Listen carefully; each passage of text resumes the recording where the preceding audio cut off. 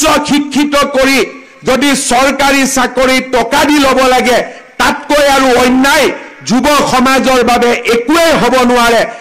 চৰকাৰ অহাৰ পিছত আমাৰ অসমত চাকৰিৰ কাৰণে আমি কোনেও 1 টকাও দিব নালাগে, মাত্ৰ পঢ়া শুনা কৰিলে আমি চৰকাৰী চাকৰি পাব পাৰোঁ। ৰিজাল্ট দিয়ে, তেতিয়া ৰিজাল্টৰ পিছত আমাক বেয়া পোৱা টিভিটো নিউজ কৰিবৰ বাবে বাধ্য হয় যে এইজন ল'ৰা তৰকাৰী বেপাৰীৰ ল'ৰা, এইজন ল'ৰা বিধৱা মহিলাৰ ল'ৰা, এইগৰাকী ছোৱালী বজাৰত দোকান পাতি সৰু বস্তু বিক্ৰী কৰা এগৰাকী মহিলাৰ সন্তান। যি চাকৰি এদিন মন্ত্ৰী বিধায়কৰ ল'ৰা ছোৱালীয়ে পাইছিলে, অফিচাৰৰ ল'ৰা ছোৱালীয়ে পাইছিলে, আজি সেই চাকৰি যোৱা 3 বছৰত অসমৰ সাধাৰণ মধ্যবিত্ত আৰু দৰিদ্ৰ শ্ৰেণীৰ ল'ৰা ছোৱালীৰ বাবে আমি মুকলি কৰি দিব পাৰিম। আমি প্ৰায় 1.5 লাখ ল'ৰা ছোৱালীক 1 টকা নোহোৱাকৈ আমি চৰকাৰী চাকৰি দিছো। আগতে DSP মেজিষ্ট্ৰেট ধনী মানুহৰ ল'ৰা হৈছিলে, মন্ত্ৰী MLAৰ খুলখালিয়েকে মেজিষ্ট্ৰেট হৈছিলে, ডাঙৰ ডাঙৰ অফিচাৰৰ ল'ৰা ছোৱালীয়ে মেজিষ্ট্ৰেট হৈছিলে, DSP হৈছিলে। এতিয়া মামাৰ চৰকাৰৰ দিনত আমাৰ গাঁৱৰ তৰকাৰী বেপাৰী ল'ৰা ছোৱালীয়ে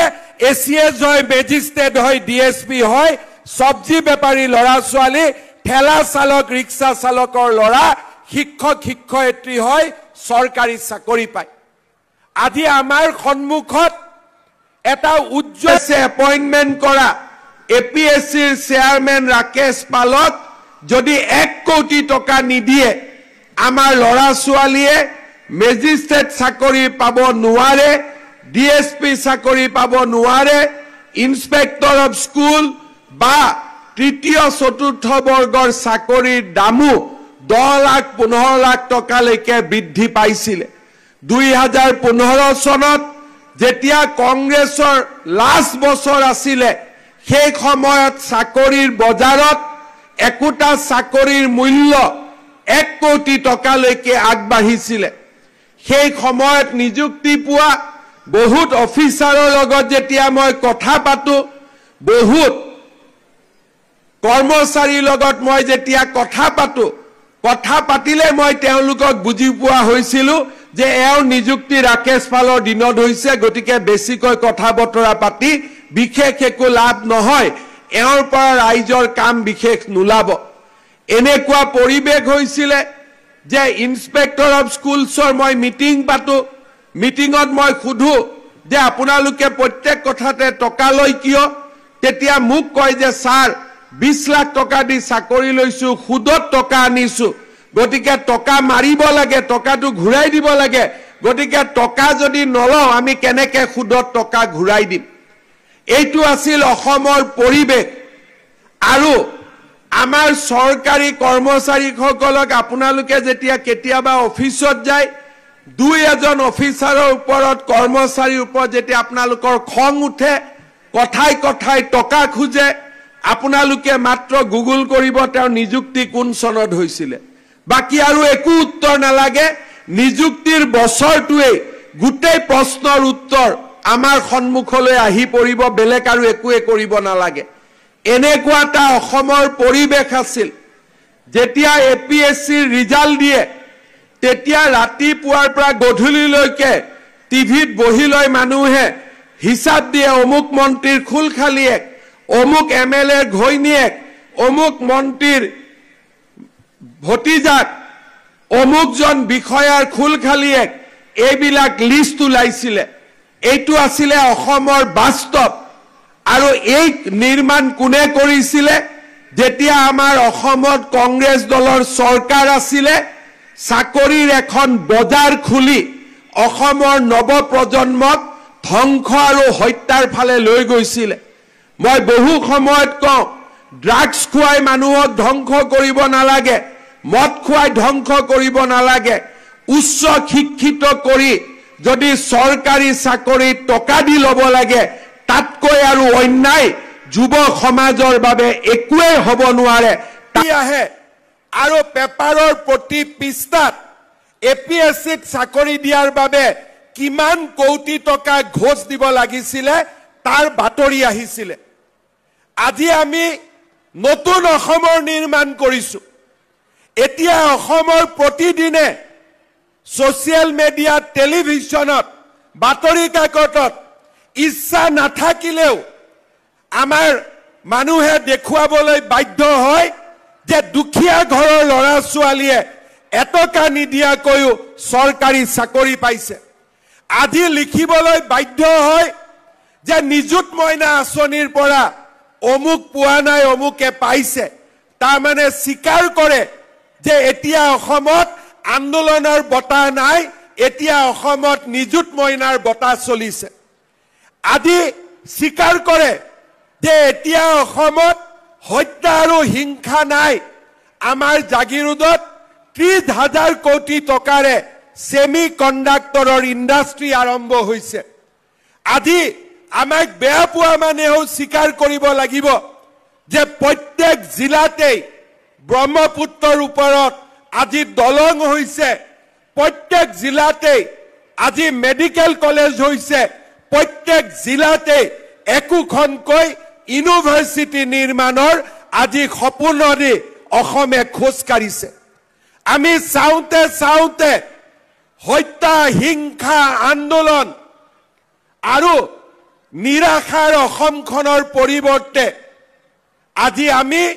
বিকাশৰ উৎসৱ পালন কৰিছো কোনোবা জিলালৈ গৈছো কাৰোবাৰ হাতত যদি স্কুটি তুলি দিছো কাৰোবাৰ হাতত চাইকেল জিলালৈ গৈছো কাৰোবাৰ হাতত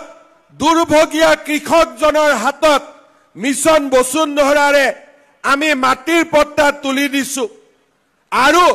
আন এখন জিলালৈ গৈ দুখনি মাতৃৰ চকুলো মচি সন্তানৰ হাতত নিযুক্তি পত্ৰ তুলি দিছো যে আমাৰ এখন উজ্জ্বল ভৱিষ্যতৰ বাবে আজি আমি সকলোৱে লগ হৈ কাম কৰিছো আমাৰ অসমৰ জাতীয় জীৱনলৈ এনে সুন্দৰ দিন বিগত সময়ছোৱাত আমাৰ জীৱন আৰু যৌৱন কালত অহা নাছিল আমাৰ জীৱন আৰু আমাৰ যৌৱন গঢ় লৈছিল বোমা বিস্ফোৰণৰ মাজত হত্যা হিংসাৰ মাজত আন্দোলনৰ মাজত কিন্তু আজি অসমৰ নতুন প্ৰজন্মৰ জীৱন গঢ় লৈছে বিকশিত অসমৰ সপোন বাস্তৱত ৰূপায়ণ কৰি কাৰোবাৰ হাতত চাইকেল কাৰোবাৰ হাতত কম্পিউটাৰ কাৰোবাৰ হাতত স্কুটি কোনোবাই মহিলা আত্মসহায়ক গোটৰ জৰিয়তে কোনোবাই মুখ্যমন্ত্ৰীৰ উদ্যমিতা আঁচনিৰ জৰিয়তে কোনোবাই মুখ্যমন্ত্ৰীৰ আত্মনিৰ্ভৰ অসম আঁচনিৰ জৰিয়তে আৰু নতুবা কোনোবাই চৰকাৰী চাকৰিত মেধাৰ নিযুক্তিৰ মাজেৰে এখন উজ্জ্বল অসম নিৰ্মাণৰ বাবে আজি আগবাঢ়িছে বাণীকান্ত কাকতি আনন্দৰাম বৰুৱাৰ দৰে পুৰুধা ব্যক্তিসকলে আমাৰ অসমখনক লৈ যি সপোন দেখিছিল লোকপ্ৰিয় গোপীনাথ বৰদলৈৰ দৰে নেতাসকলে যি নতুন অসমৰ বুনিয়াদ ৰচনা কৰিব বিচাৰিছিল আজি আমি তাক বাস্তৱৰ ফালে আজি আমি লৈ গৈ আছো যেতিয়া আমি একোখন জিলাৰ সদৰলৈ আহো সেই জিলাত নতুনকৈ নিৰ্মাণ হোৱা stadium swimming pool auditorium district library নতুন নতুন দলং আমাক এখন প্ৰগতিশীল আধুনিক অসমৰ স্বপ্ন বাস্তৱত ৰূপায়িত হোৱাৰ প্ৰতিশ্ৰুতি আমাৰ সন্মুখলৈ লৈ আহে যেতিয়া অসমৰ দৰে ৰাজ্য চৰকাৰে আমাৰ NRLৰ দৰে নুমলীগড় শোধানাগাৰৰ দৰে গেছ কেকাৰৰ দৰে সেমি কণ্ডাক্টৰৰ দৰে বৃহৎ বৃহৎ উদ্যোগত অংশীদাৰিত্ব বিনিয়োগৰ কথা চিন্তা কৰে আমি আমাৰ অসমখনক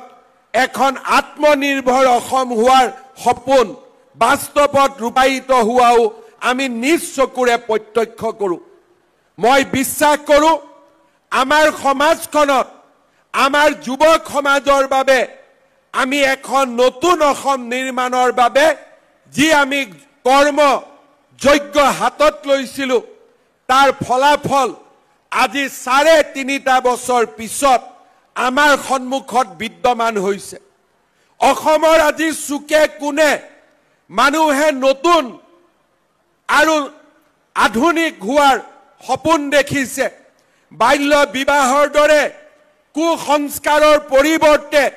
আজি নিজৰ সন্তানক নিজৰ ভৰিত থিয় কৰোৱাৰ বাবে পিতৃ মাতৃয়ে নিজৰ কপালৰ ঘাম